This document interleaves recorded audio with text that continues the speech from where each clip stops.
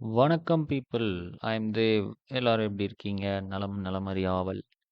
இதுதான் நம்மளுடைய first episode. Deepavali அன்னைக்கு ரிலீஸ் பண்ணுறோம். எல்லாம் நல்லா கறி கஞ்சி அடிச்சுட்டு ஸ்வீட்ஸ் எல்லாம் சாப்பிட்டுட்டு ஜாலியாக கேளுங்க. So this is welcome to let's talk life with Dev episode 1. Are we discussing talking right? So நம்மளோட ஃப்ரெண்ட்ஸ் ஃபேமிலிக்குள்ளே டிஸ்கஸ் பண்ணுற நிறைய விஷயங்களை சரியாக தான் டிஸ்கஸ் பண்ணுறோமா அப்படிங்கிற கேள்வி இப்போ நான் எழுப்புறேன். ஸோ ஃபர்ஸ்ட் இந்த talking discussing with our close circle அப்படின்னா என்ன? Talking discussion is the basic thing that which makes us human.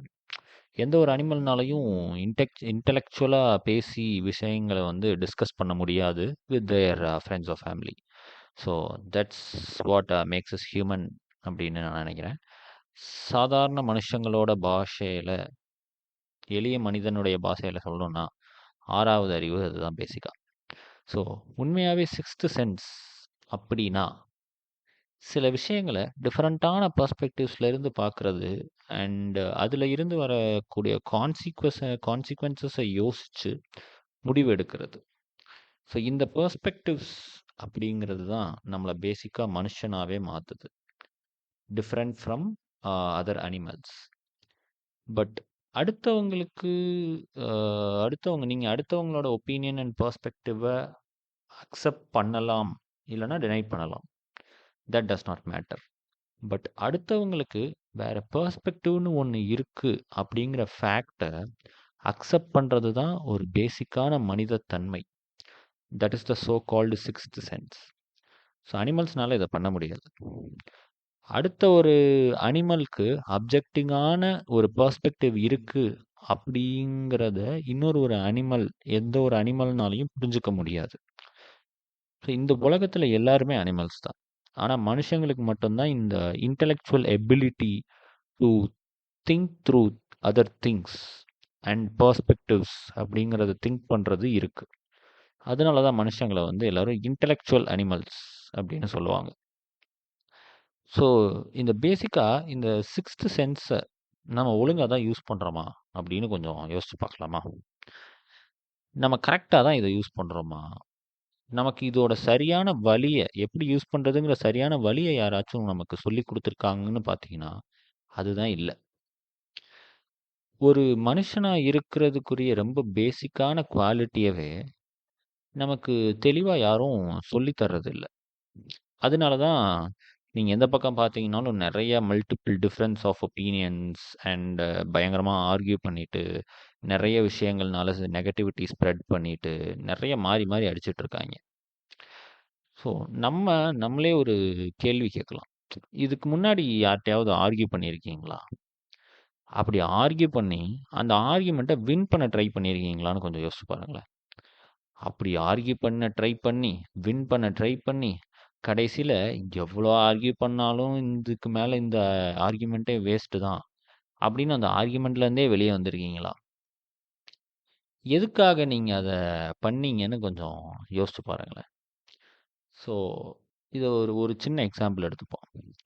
இப்போ ரீசெண்டாக நம்ம கரூரில் டிவிகேவோட மாநாடு கூட்ட நெரிசலில் அவ்வளோ பேர் இறந்து போனதை பற்றி நீங்கள் என்ன நினைக்கிறீங்க? யார் ரெஸ்பான்சிபிள்னு நினைக்கிறீங்க? மிஸ்டர் விஜய் ரெஸ்பான்சிபிள் நினைக்கிறீங்களா? இல்லை கவர்மெண்ட் ஒழுங்காக பிளான் பண்ணலன்னு நினைக்கிறீங்களா? இல்லை பொலிட்டிஷியன்ஸ் கரப்டாக இருந்தனால அப்படின்னு நினைக்கிறீங்களா? அண்ட் ஒரு 3 வயசு குழந்தை அந்த கூட்டத்தில் இறந்து போச்சு.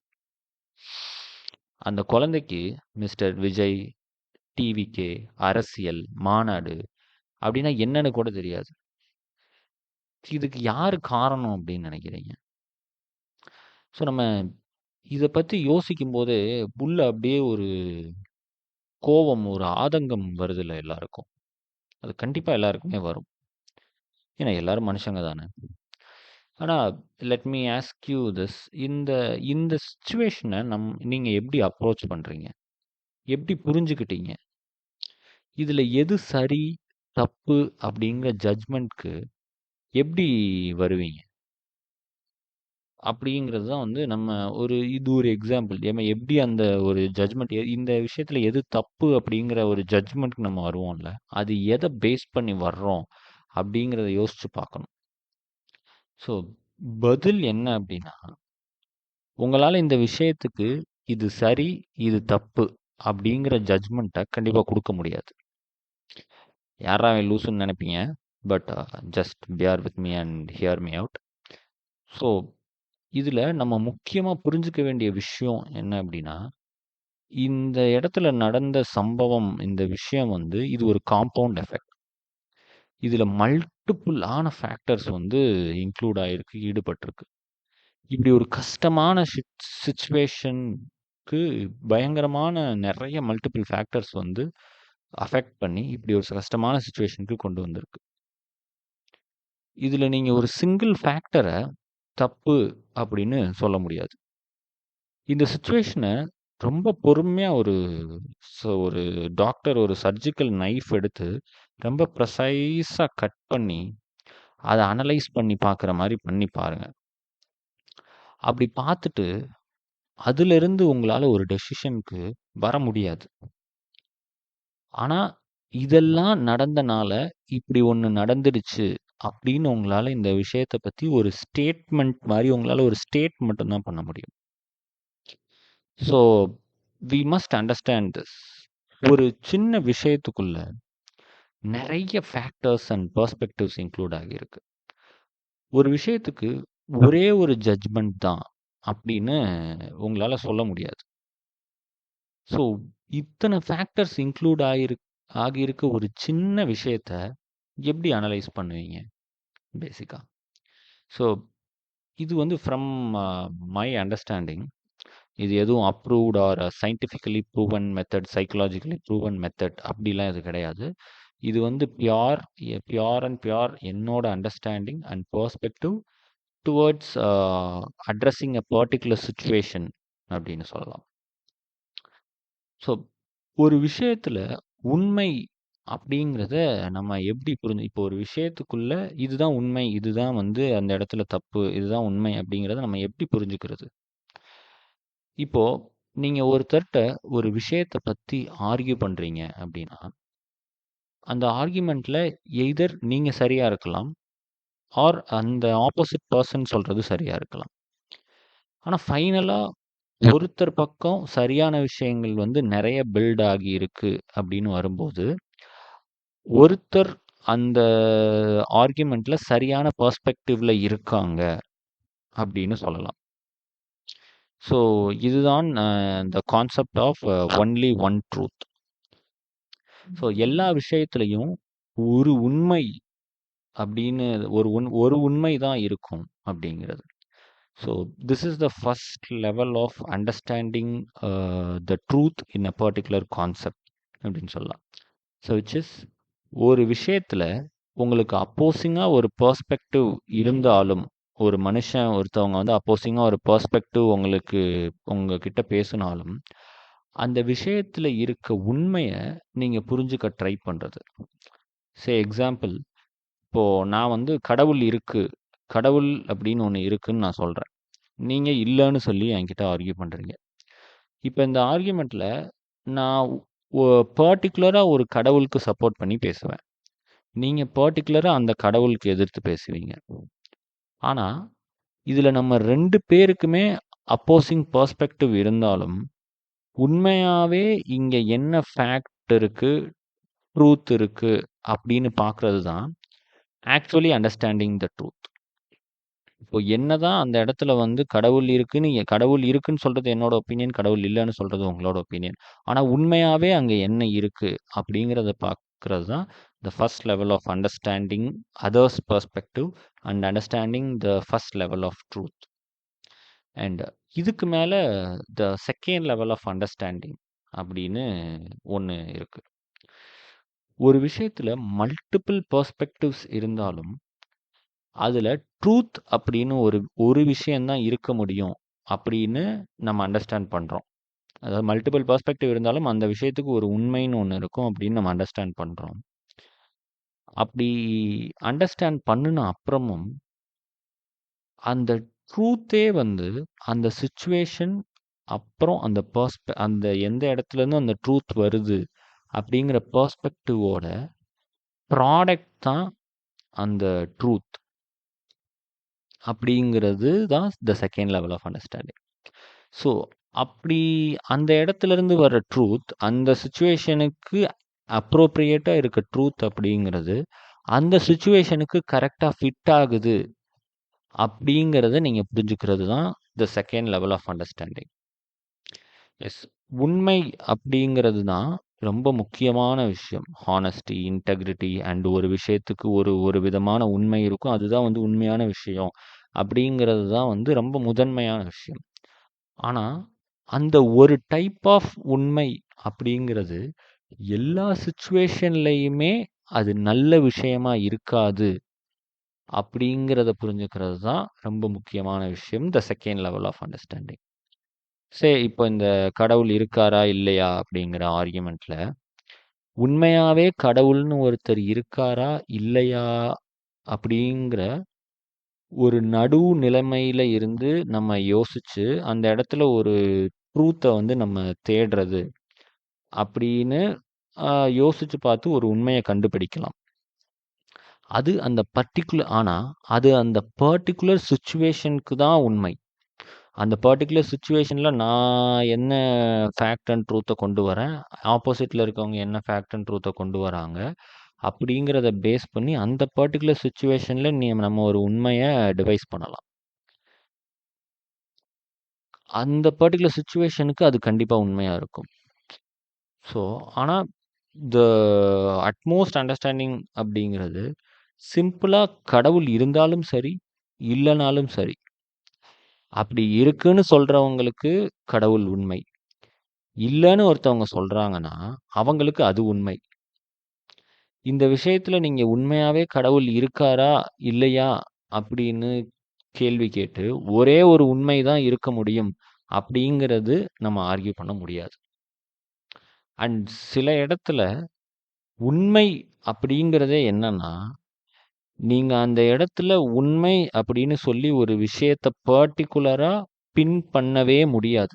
அதுதான் சில இடத்துல உண்மையாவே இருக்கு. உண்மையே அந்த இடத்துல உண்மை இல்லைங்கிறத உண்மைன்னு ஒரு விஷயத்த நம்ம பின் பண்ண முடியாதுன்னு புரிஞ்சுக்கிறது தான் உண்மை. ஸோ ரொம்ப கன்ஃபியூஸ் பண்ணுறேன்னு நினைக்கிறேன். But this is what actually the different level of understanding from my perspective. So நம்ம டெய்லி லைஃப்பில் இதை எப்படி கொண்டு வர்றது? ஃப்ரெண்ட்ஸ் அண்ட் ஃபேமிலிக்குள்ள இப்போது நார்மலாக ஒரு ஹெல்த்தியான டிஸ்கஷன் வந்து வீட்டில் வைக்கிறதுக்காக இருக்கட்டும், இல்லை யாருக்கிட்ட ஃப்ரெண்ட்ஸ் கிட்ட இருக்கதா இருக்கட்டும், அந்த மாதிரி டிஸ்கஷன் எல்லாம் ஆல் கைண்ட் ஆஃப் டிஸ்கஷன் இருக்கும். பட் அதை ஹெல்த்தியாக எப்படி கொண்டு போகிறது அப்படிங்கிறது தான் ரொம்ப முக்கியமான விஷயம். ஸோ இப்போ நம்ம ஃப்ரெண்ட்ஸ் அண்ட் ஃபேமிலி கிட்டனாலும் நம்ம பேசும்போதோ இல்லை ஆர்கியூ பண்ணும்போதோ நம்ம ஜஸ்ட் அவங்க பேசுகிறாங்க, வி ஆர் ஜஸ்ட் லிசனிங், நான் கேட்குறேன், அந்த மாதிரி இருக்கக்கூடாது.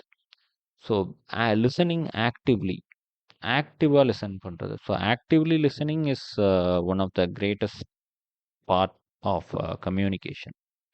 ஸோ இந்த ஆக்டிவ்லி லிசனிங் அப்படிங்கிறது யூஸ் பண்ணுறது நம்ம கம்யூனிகேஷனில், அதை யூஸ் பண்ணி நம்ம இன்னும் ஒரு 3 விஷயங்கள் வந்து சொல்லலாம். இதை எப்படிலாம் நம்ம வந்து நம்மளுடைய ரிலேஷன்ஷிப்ஸ்குள்ளேயும் நம்ம ஃப்ரெண்ட்ஸ்குள்ளேயும் ஹெல்த்தியான டிஸ்கஷன் கொண்டு வரதுக்கு நம்ம எப்படி கொண்டு வரலாம் அப்படின்னு. So the first point is, ஒரு ஆர்கியூமெண்ட் பண்ணுறீங்க அப்படின்னா அவங்க சொல்கிற பாயிண்ட்டை நீங்கள் கேட்பீங்க. ஆனால் அந்த பாயிண்ட்டை நீங்கள் கேட்குறது உங்களோட பாயிண்ட்டை டிஃபெண்ட் பண்ணுறதுக்காக மட்டுமே கேட்கக்கூடாது. நீங்கள் அவங்க சொல்கிற பாயிண்ட்ஸை ஆக்சுவலாகவே அந்த விஷயத்தை பற்றி புரிஞ்சுக்கிறதுக்காக கேட்கணும். லைக் இப்போது நீங்கள் டிஃபெண்ட் பண்ணிக்கிட்டு இருக்க அந்த விஷயத்தை பற்றி உங்களுக்கே தெரியாது அப்படிங்கிற ஒரு மனப்பான்மை வந்து அவங்க சொல்கிற பாயிண்ட்ஸை நீங்கள் உங்களுக்கு தெரிஞ்ச விஷயத்து கூட எப்படி வேலிடேட் பண்ண முடியுங்கிற லெவலுக்கு நம்ம யோசிச்சு, like standing from the shoes, அவங்களோட ஷூஸில் இருந்து யூ ஷுட் see தட். அப்போதான் உங்களுக்கு நீங்கள் டிஃபெண்ட் பண்ணுற விஷயத்தை பற்றியே இன்னும் நல்ல கிளாரிட்டி கிடைக்கும்.